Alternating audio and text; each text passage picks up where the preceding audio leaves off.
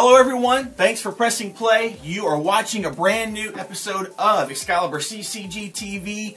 I am Chris, this is Randy, this is Buzz. Every week we get together to tell you about the great comics hitting the shelf. This week we are talking about the new comics for January 14th, 2015. We have a lot of great stuff to talk about. But before we dive into all that, remember, you can always visit us here at our store here in Shreveport, Louisiana, or our store in Texarkana, Texas. Also visit our website, ExcaliburCCG.com, and follow us on Facebook, all that jazz. It's a longer episode, so down in the description below is a link to the MP3. You can click on the link, go to our site, download it, and listen to us on the go. Yes. Before we dive into storylines, though, announcement. We have Louisiana Comic-Con coming up. Randy. Yeah, Louisiana Comic-Con's coming up. February 21st. 21st. Listen, we're gonna be there. Excalibur Comics, Cards and Games is gonna be there, as well as Talking Comics. And rumor has it there may be some exclusive merchandise, exclusive Talking Comics merchandise available at the Comic-Con. That's right. So we'll be there. We would love to see you guys. We would love to talk with you guys. Maybe even get some of you guys and gals on camera. Come by and see us. Also, be sure and check out Louisiana Comic-Con on Facebook. Follow their page for more announcements. There's all kinds of vendors lining up. There's celebrities coming out. We got some people from The Walking Dead. One person from The Walking Dead. Cosplay people. Just a variety of people for the first year. It is a one-day con. Yeah, and we have the Supernatural car that will be there. How about that, huh? That's pretty cool. I want to see that, to be honest with you. Maybe there'll be like people cosplaying us. What oh, dude, that'd be so meta. Don't. Don't do it, people. Don't do it. Rules for talking to Randy at the con. Come on. No Will Wheaton. Oh. No Big Bang Theory. And keep within an arm's length. Security will escort you. Randy will. He's got the reach of like a python, man. You got your like 3D. You have your own personal security like Ralphus, like Chris Jericho. Yes. Yes, you will be my Ralphus. But everyone, mark your calendars. February 21st. We will be telling you more about that in our episodes between now and then. Moving on to storylines. DC does not have any storylines for us to cover this week, so I'm going to tell you about the Flash 75th anniversary variant covers that are hitting the shelf. So we've got several titles that will be having those variant covers for those of you that like to collect those. Starting off with Batgirl number 38. Also we have Grayson number 6. The Green Lantern Corps number 38. Justice League United number 8. And Superman Wonder Woman number 15. These issues will have these Flash 75th anniversary variant covers available, and hopefully you can get one of them. How do you know which cover is the 75th anniversary one? It has Flash on it. It does have Flash on it. Some of them are pretty funny, to be honest with you. I've seen several of them that kind of made me chuckle. I was like, that's nice, very nice. So when the Flash comes out, will it have the Flash on there twice? Holy cow. Holy cow. Instead of Spider-Verse, it'll be Flashverse. But speaking of Spider-Verse, Spider-Verse number 2 comes out. It continues so many Spider-Men and women. Here's the list of Spider people you can look for in this issue. Video game Spidey. Yes. I don't know if that's 8-bit or 64-bit or what are they up to now? I don't know. Wii Spidey. Wii Spidey. You can control him with your movement. Awesome. Punk Rock Spidey. Is that like I think they're Axel just Rotten? I don't know. I think they may just be giving us new Spideys. Johnny Rotten. Interview's over. All right. Fairy Tale Spidey. I guess that's the one that went down for Little Miss Muffet, who sat on her. The spider came down. There we go. All right. And Mexico's own Spidey Tale in Spanish. So brush up on your Spanish. There actually was a Spider-Man Fairy Tales miniseries there, so that one may be. I've actually know where that one's coming from. The rest of these, I don't. Really?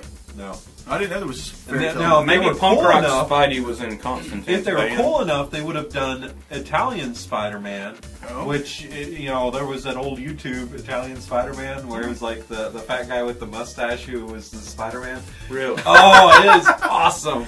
They need Fantastic Four get up with the brown bag over his head, Spider-Man, to kind of show up. You know, brown bag. When he got the symbiote taken off of him, he didn't have a costume, so the Fantastic Four lent him a costume, and he just put a brown bag over his head with eye holes in it. Brown bag. He had the Fantastic brown Four bag costume special. Yeah. With that. But the Italian, like, he always had the cigarette in his mouth and stuff. But you have to watch it. It's awesome. You have to watch it. And also, tell us what you think about that twist at the end of Amazing Spider-Man from last week. Because What's a twist? someone came back. So, there we go. That's it for the storyline stuff for us to cover for this week. Let's dive into new number ones. I'm going to start off with what is going to be the biggest one, and possibly the biggest one of the year already, with like 100 variants. Star Wars number one. From Marvel Comics, Jason Aaron and John Cassidy team up to bring back the greatest space adventure of all time to comic book form, back to Marvel Comics. So this is going to be huge. People are fans, people are not. I mean, this is going to be the event of the year. Storyline wise, though, this series takes place right after the Rebels' big victory, the destruction of the Death Star. So it's from that point forward we get to follow all of our favorites: Princess Leia, Han Solo, Chewbacca, C-3PO, R2-D2, as they fight against the Rebel Alliance and against Darth Vader and the Emperor. So it's going to look awesome. I don't know what to really expect of a story, but I'm a little curious because DC Dark Horse's ongoing series that Brian Wood did. Who? Brian Wood. Did here right before they finished up all their licensing. That was during the same time period, in between Empire Strikes Back and A New Hope. Okay. So they're doing this again. My question is like, this is an ongoing series.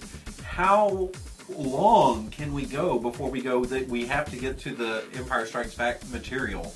Right. So I don't know if they're going to go into that or if they're going to like get to that and then jump over it. I'm not sure what's going to go on with this exactly. It'll be interesting to see. Yeah, I've been very curious about that too, because as far as the movies go, I don't know how much like realistic time is supposed to happen. There apparently is quite a bit of time in between Empire, but there's not a lot of time in between Empire and Return of the Jedi. Okay. So I don't know. I mean, there's enough time that C-3PO is integrated himself into Jabba's palace and everything like that. So okay, yeah, that's right. If Brad wasn't playing Star Wars music while you're reading that, I'm just going to be totally different. We may not have the rights to do that. But if you guys have an answer to that question about the time frame between each of these, movies and stuff, that'd be cool to hear. I'm sure there's some real diehard fans out there. So, Randy, what's up for you, bro? I'm excited because we have another Fable book that is beginning just as Fables is about to end. This is called Fables, The Wolf Among Us. Before Fables, there was a Wolf Among Us. This is a prequel to Fables. This is a digital first. This is an adaptation and an expansion based on the video game. Didn't play it. I don't play video games, so don't know about this. Matthew Sturgis, who has quite a bit of a history with Fables because he wrote Jack of Fables and he wrote the Fairest story arcs within those. So he's the one behind this. It's going to be, I think, various artists throughout. Steven Sadowski is the first one on. Tradmore is going to be doing a story within. Different ones like that. And this focuses on Big B. It has been the sheriff here of Fabletown, and he is having to explore domestic disturbance with one that involves one of his old nemesis, the woodsman. Oh, so nice. We'll see how exactly that's going to be handled by here. Of course, he's been given a pardon with this, but old nemesis, old times, what's going to happen exactly? We'll see. We'll get to see. I'm guessing this is going to be an ongoing, kind of like all the other digital firsts that they've done there at DC. Yeah. But this is the first digital first for Vertigo Comics. Oh, okay, very cool. Buzz, what's up for you, man? Get over here! Mortal Kombat X #1. Speaking of video games, yes, exactly. This is it's like a prequel to the video game that's coming out. Yep. So I mean, if you don't know anything about Mortal Kombat, they're going to have the old characters, and they're introducing some new characters in this comic, so that have to do with the video games. So, nice. If you're a Mortal Kombat fan, pick it up. Did you see the video of Taylor Swift playing the piano and Ken or Ryu like kicking, and like she kept on throwing her head back? You know, the terribly untalented and like uncoordinated, I guess, Taylor Swift. She's playing. I didn't even listen to it because I don't want to hear her music. But she's playing and she keeps throwing her head back. So like every time she does that, it has them like kicking. And the only thing I could think of is like, I wish they could have incorporated something with Mortal Kombat instead. So it's like, finish her, please. Finish her. Fatality. That would have been awesome. Yeah, that would be great. I wanted it to be over with. So I guess we're back to me. Guys, we have a special here that's coming out from Rack Queens. Braga #1. It's only one shot, so I don't know why they need to say #1, but they do. This is about Braga.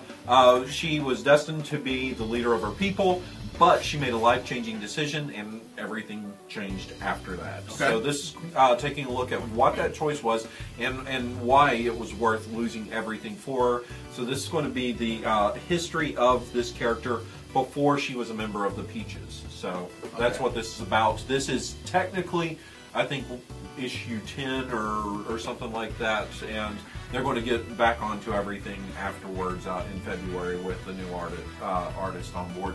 Tess Fowler will be the artist with this issue. Very cool. I was going to ask, so that's cool. I've seen Tess Fowler before, so that's cool. Yeah. Wrapping up the new #1s, we have Conan Red Sonja, #1 of 4 from Dark Horse Comics, hitting the shelf this week.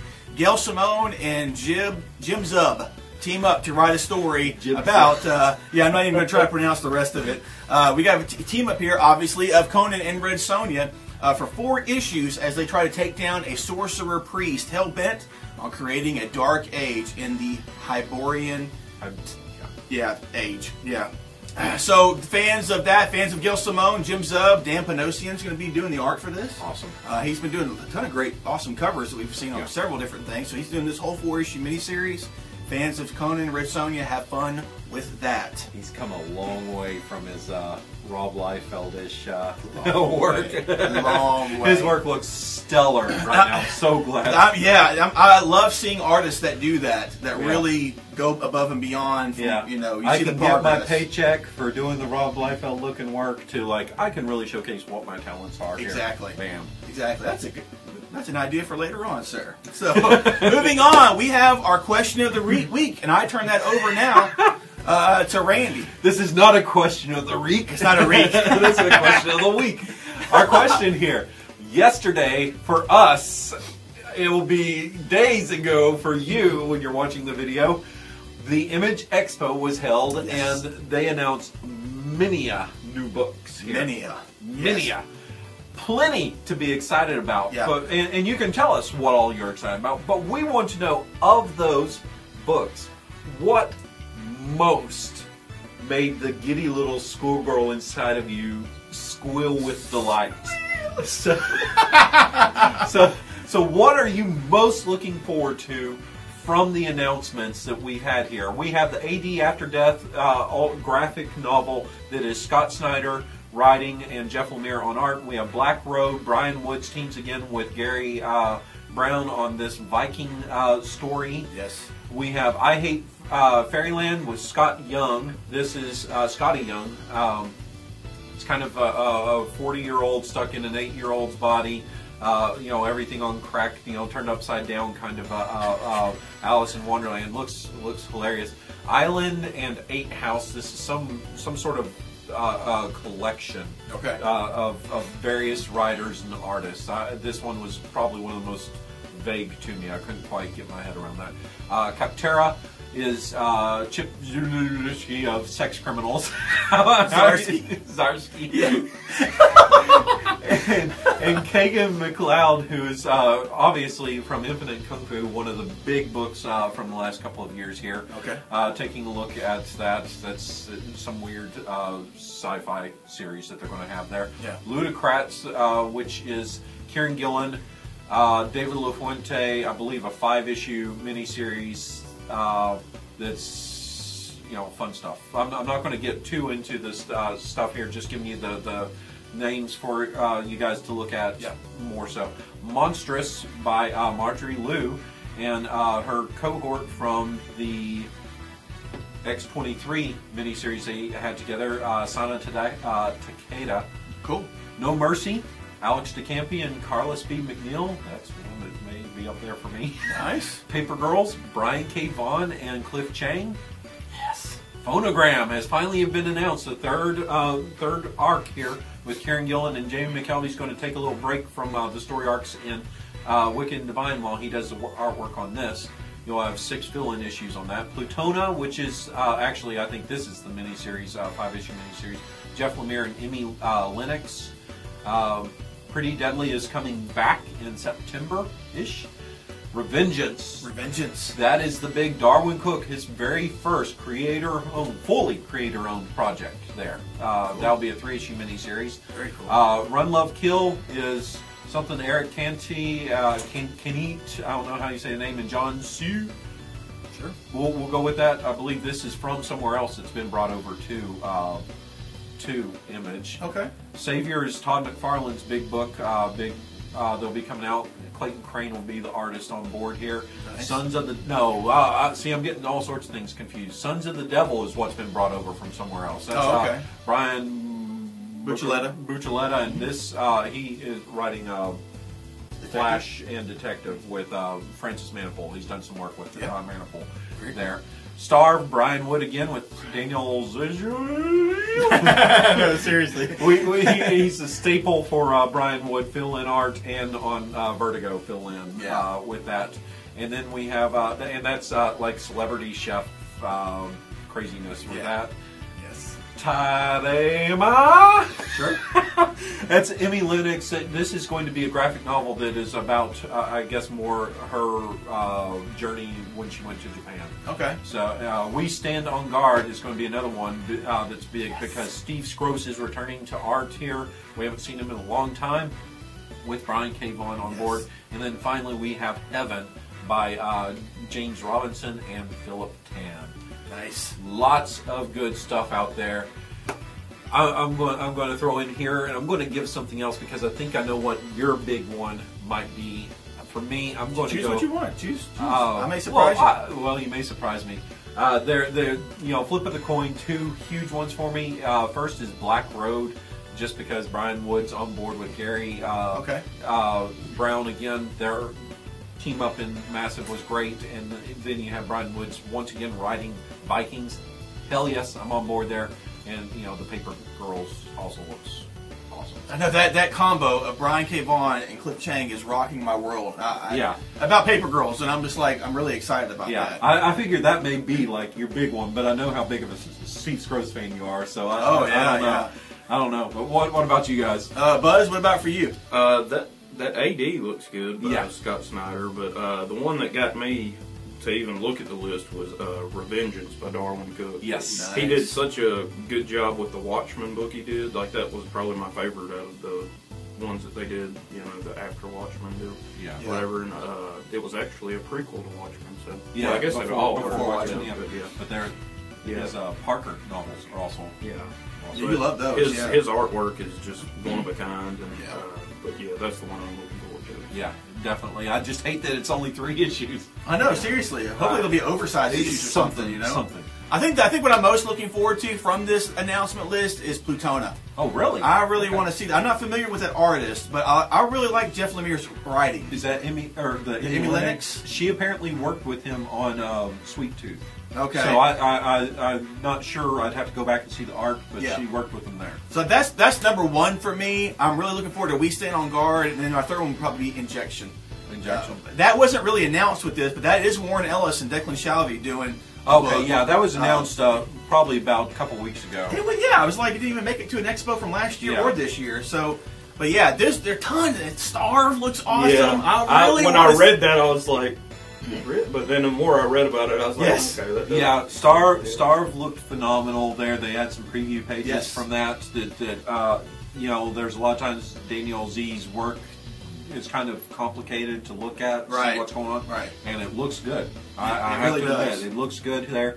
But yeah, that Paper Girls, you know, I love Cliff Chang's artwork. So it looked, just looks killer. I loved his little comment that he had. He's like, if I'm not on the FBI's watch list for looking up, Googling 12-year-old girls, I'd be surprised. It's like, you hate that you have to do research. That's awesome. That's when you call up the FBI and go, guys, look, I'm going to be doing this here. Look at the paperwork I have, you know. That Exactly. It's pure research. Do me a favor and please send me that the link that you had of everything. Yeah. Guys, I'm going to include a link down below where you can go to a site and look at everything that's coming out and look over that and then tell us what you're most looking forward to in the comments below, because we got, I don't know, about 10 or 15 different things here. I'll see if I can also pull up, find the link where they had like just preview pages for a lot of that, and do that, because that may be helpful also for you guys who are kind of on the fence with something going, I don't know, between these. Exactly. We'll include some links down there for you guys. Tell us below what you are most excited for from the Image Expo 2015, because there's a lot of stuff coming out, and it's nice to see Brian K. Vaughan go out of just Saga and the Private Eye. And he had his great little line where he's like, he's riding the coattails of Fiona Staples. Exactly. And you have to admit, Fiona Staples gets probably a bulk of the recognition right now for her artwork on Saga, but his writing is just, the book will be nothing without that. Exactly. So, you know, both of them just are marriage made in heaven. I totally agree. Yes. So we'll get some more Fiona Staples goodness on Archie #1 when that comes out here in a couple of months. So there we go, guys. Moving on from the question of the week, we're going to dive into our favorites, the stuff that we're most looking forward to. That's going to be hitting the shelf this week. But before we do that, we're going to tell you about our one most favorite book from last week. So there may be spoilers ahead. So let's go ahead and start this off. Let's start this off with Buzz. Buzz, from last week, what was your favorite issue from last week? I had a lot of favorites last week. I'll just pull one out of the pile. Ant-Man #1. Really been looking forward to this book, and it didn't disappoint. The Ant-Man has a job opportunity to work for Tony Stark. Yes. And at the same time, he finds out that his ex-wife and daughter are moving to Miami. So he gets the job with Stark. Spoiler alert. And, exactly. Anyway, he has to choose between his family and this awesome, well-paying, you know, dream job. Yes. And he chooses his family. Yeah. And he buys like a Barbie living room to live in Miami because he's so poor.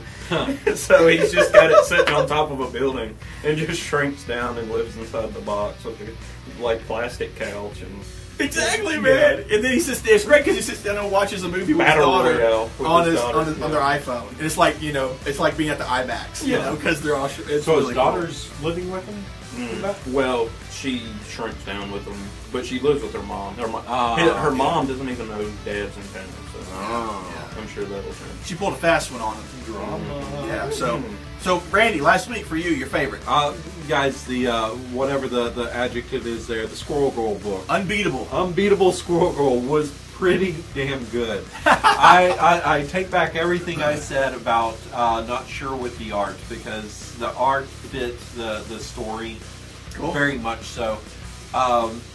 Just hilarious, funny writing. She's developed her own secret identity. Okay. She's going off to college, and she has just one of the funny bits is how she's describing that she has a tail. Well, no problem. She tucks her tail into her. She's able to tuck her tail into her pants and make it look like an overly plump rear end. And it's things like that. That it's how she deals with Kraven. When Kraven first appears, she has Deadpool cards that are have pointers about different characters in the Marvel universe. They're little cards, and they have do this to fight them, and there's this and there's that, and it's just too awesome how they come up with these things, and it's just every page I was laughing with that, and I wanted that with it, and be aware if you read it and you didn't catch it. Down at the bottom, it's next to impossible to see. It's Ant-Man size type print, and it's in like this gold instead of like black, so it's real hard to see on the white paper. There is writing to see in it, but you know, me and my older age, I'm having to like, you know, pull that up to my eyeballs to be able to read it. But great book, and I was looking forward to it. It looks like her next foe that she's going to have to take on will be Galactus. And so far, at the end of issue number 1, she still remains unbeatable? She is unbeatable. Nice. Very cool. It's unique how she wins, though. But she is unbeatable. Very cool. Very cool. My favorite from last week, there were so many. There were so many. We were talking about that right before the show. There were so many great books. I'm going to go ahead and single out Ghost Fleet number 3. Okay. Because I really enjoyed that. I really enjoyed the storyline. I'm not going to spoil it. I'm not going to spoil it. It had a great ending. It had some nice revelations. everybody does. And I love the concept of, I just love the concept of this corporation that is the Ghost Fleet and what they do and stuff. So really, really enjoyed that. And we're going to dive into real quick, we're going to tell you about our favorites that are hitting the shelf this week. We're going to run through them real quick and talk about those. Randy, what's up for you, bud? Hey, we are almost near the end of Wild's End. I'm a little sad that it's getting so close, but things are really looking bleak for this kind of like ragtag crew that's been put together here. And right now, they're about to take on the largest alien that they've come across. I don't think that they've necessarily even met an alien. They've all been kind of mechanical things that they've come across. So they're about to take that on and possibly try to save what's left of their town. So we'll see what goes on with that. But this has just been a great book. Very enjoyable. It has been. Buzz, what's up for you? X21. I knew it. 21. Yep. I was going to try to pass on it this week. Alright, It's become a staple at this show now. this is the first issue of the Mark for Death saga. It's going to start in X and conclude in Captain Midnight. Oh, yeah, I don't have to go anywhere. Just really on track. Yeah. But, anyways. if you read X, Archon is back, and last time he met X, he beat the living crap out of him, and X said, "You show your face in this town again, it'll be the last time." You sound like Batman. I imagine X has that voice. Nice. Yeah. Dork. That's awesome. Awesome. So X21 for you? Yes, sir. Awesome. Copperhead number 5 for me. This is the issue that is 23. This is a lesser X. clone. Copperhead number 5. This is the wrap up of this first storyline. So it has been complex up to this point. I have no idea how this is going to wrap up with what we've seen so far. So I'm really looking forward to it. Awesome job by this creative team. You should, as soon as it's available, if you don't get the individual issues, you should get the first trade because it'll be a great read. And I concur on that. I was so against this book just because it didn't look like my cup of tea, but I read it. And I read like all 4 issues in one sitting. It's not animals. So we have won you Animal, over. big gerbil thing. We have won you over with both Copperhead and Miss Marvel. Well, he doesn't read Miss Marvel. Well, no, we have. Yeah. Because you did not start out with either one. You sat down and flew through both of those books. Yeah, the Miss Marvel trade, I read it in one sitting. Yeah. That's cool. Came back to the store, like, let me go ahead and get the individual issues for the next one so I can go ahead and get caught up. That was awesome. But I love seeing when people do that. And it happens a lot, more frequently than you would think here at the comic shop. Yeah. There's just so much good stuff out here. There's a ton of great stuff. Yeah. What's up for you? Next for me, Captain Marvel number 11. I'm excited about this one. It's a few weeks late, but it's Christmas time for the Carol Corps. And we're going to see just what might happen here in this Christmas Carol. Unfortunately, I'm not the person who wrote that. That was within the... It was in there to text. It was, but I love it. That's brilliant. I wish I could have thought of that. That's awesome. Awesome. Buzz, next for you. Hulk versus Thanos number 2. Interesting. By Jim Starlin. Yeah, I enjoyed the first issue. It wasn't, it has nothing to do with the current Hulk continuity or anything, but it was just a fun read. Yeah. What'd you think? Throwback story. Yeah, kind of. Yeah. So is them still just going at each other again for this issue? Well, I don't think they even saw each other. In the Okay. first Well, issue. I was about to ask he was kidnapped in the first issue by, I forget what the guy's name was. It was some little troll thing. That little troll, Pip. Yeah. Troll. Pip, And it would have to be Pip. I think it was a nihilist that wanted the Hulk. Oh, yeah. And Thanos is kind of coming in as like a... Okay. I was going to ask, is like, how is this even a fight between these characters? So, I guess we'll... They haven't touched each other yet, so... Ooh, but when they do. Next up for me, guys, Lazarus, number 14. The last issue we got to see Forever have to complete a horrible task. Oh, dude, yeah. Dude, her father bid her do something, and she had to do it. And now we're still at the conclave. We're still where all the families are meeting up, and we're still looking at that.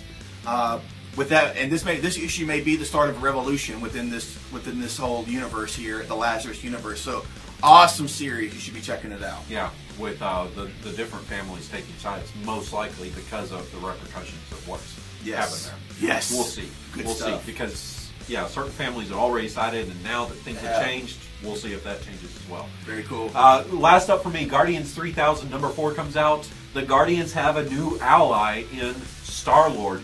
Peter Quill, Star-Lord. This is in the future. Somehow, Peter Quill is still alive. He's there, but he's in his original suit. And I'm not talking about the one from the 2005, 2008 run. This is the one going back to like the 1970s here. That suit, that, you know, with the weird blue helmet and everything. He's there. Okay. We don't know. The members of the Guardians have become separated. We don't know what's happened to some of them. The remaining members, though, they're going to have to try to figure out, you know, how to save or find these people while taking on one of the most dangerous beings within the cosmos. Who that might be in this year, you know, that far down the line, I don't know. Chlamydia. No, that is koala bears. The most dangerous. 70% of koala bears have chlamydia. Can you believe that? Those filthy whore koalas. Koalas are terrible animals. You should be ashamed of yourself. They are horrible. Seriously. Horrible. Oh. Buzz, what's last for you, bro? And there's loose I'm women. dead serious. They're drugged out all the time. Now, if you watched the show last week, we talked about books that show up late and everything. After Mark you're Miller, going to give it praise. After Mark Miller saw our episode last I was week, shaming it. through ruthless persuasion on our part, Exactly. Jupiter's Legacy number 5 is coming out. Power You of the can internet. thank us Yes. later. Yes. And you know what's a little sad about that? Wildly Under didn't come out? It is not. It was on the list. I was like, 2 of them are finally... I know. We thought we had so much pull that we had 2 books coming out the same week, right after we got through talking about it. Awesome. So what's going on in Jupiter's Legacy? Meet Barnabas Wolfe, a former supervillain with Sherlock Holmesian instincts who hunts heroes for the U.S. government. While Brandon and Uncle Walter struggle with the utopian vision for America, Chloe and family live under the radar in Australia. But their peaceful lives are about to explode when the authorities find suspicious super activity down under and send their #1 weapon to investigate. The generation gap is about to reach the next level as Miller and Quietly bring their epic to a head. Yes! There's a lot more there than it looks like. Holy cow. I know, seriously, it's so small. So, you know what they're going to find in Australia? Koala bears! Chlamydia! Koala bears! Oh, they're awful. I hope Chris doesn't watch this episode. Seriously. Seriously. What's wrong Chris with them? doesn't watch them. Okay. But no, I can't. Oh, koalas are terrible. Last up for me, Daredevil number 12. This has been great. This story that Mark Waid has dove into with last issue and this issue about the new stunt master has been great. We've seen some heartstrings be pulled. Somebody died. And it's really affected Matt Murdock. And I'm really looking forward to this next issue to see the conclusion of that, number 1. And then I want to see what the Owl's going to be bringing to the table here starting from this point forward. We don't have too much more of Wade and Samney, if I'm not mistaken, so we will see. But great book. You should be reading it. You should be checking it out. It's one you should at least get the trades on. Read it in chunks like that. But that's it for this week, guys. We had a ton of stuff to cover. We definitely want you to remember the Louisiana Comic-Con. Mark your calendar, for that. Make time for that. It's a one-day event. And if you go to Louisiana Comic Con's Facebook page, they have, if you're coming from out of town, they have information on there for places that are offering discounted rates, hotels that are offering discounted rates to stay the night somewhere if you want. Also, guys, tell us in the comments below what you're looking forward to that was announced at the Image Expo. We want to hear what you have to say about that, and there will be links below for you to check out and look at preview pages and all that jazz. And it's important to remember that North Louisiana's premier comic shop, Yes. Excalibur Comics, Cards, and Games, will be represented But I thought at the Comic Con. Thank you, sir. Yeah! Premiere. Let there be no doubt. Anyway, guys, we are Excalibur Comics, Cards, and Games, the premier shop in Shreveport, Louisiana, as well as the premier shop in Texarkana, Texas. Follow us on our website, guys. Follow us on Facebook and Twitter. All the links are down below. Thank you for watching. We really appreciate it. Gentlemen, anything else to add? That's it. Beware the koala bears. Beware the koala bears. Oh. And on that note, folks, take care, be safe, read great comics, and we will see you in our next video. Bye-bye.